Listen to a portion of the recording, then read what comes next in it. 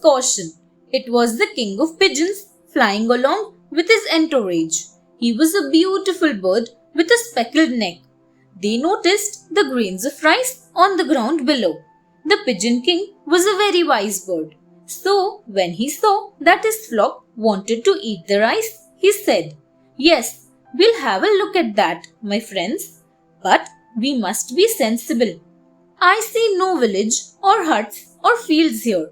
So from where did the rice grains come to this deserted forest?" He warned the others.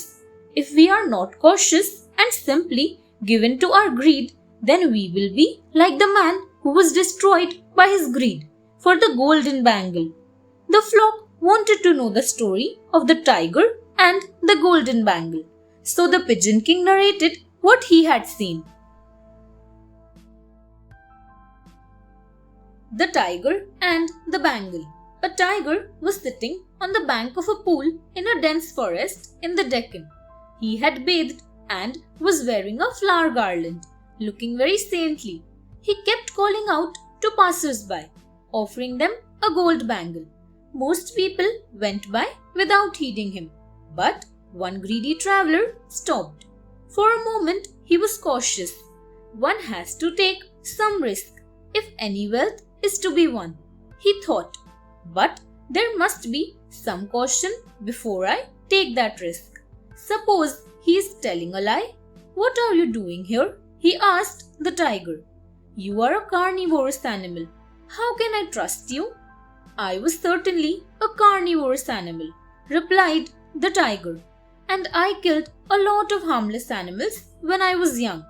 So, as a punishment for my wicked deeds, I lost my sons and my wife." The poor vulture. Every day the cat would visit the blind vulture and eat a few nestlings. Then he would leave their bones and feathers in the vulture's hollow. He would sneak away before the birds returned. When they came home, they found some of their babies missing. So they began to look around and soon found the bones of the nestlings in the vulture's hollow. They had not seen the cat, so they did not know who the real culprit was. They decided that the vulture must have killed and eaten their babies. They attacked the poor vulture and killed him. "So you see," said the crow to the deer, "you must be very careful about making friends and bringing strangers into your home. But you and the deer were strangers before you became friendly," said the cunning jackal. "So make me too your friend." The trusting deer. The deer agreed with the jackal and accepted him as a friend, trusting him. Then they would go out together. But the crow watched anxiously.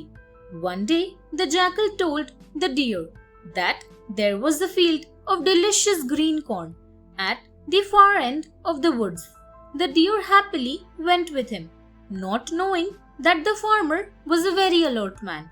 He had set traps for animals in his field. The jackal knew about this. Once the farmer has killed the deer, he thought, "I'll also get to eat some delicious meat." The deer went to eat the corn and was trapped in the net immediately. He called out for help, but the jackal said he could not cut the cords. The crow had meanwhile come searching for the deer. "How are you stuck in this net?" he asked. "I should have listened to you," said the deer sadly. Thanks for watching.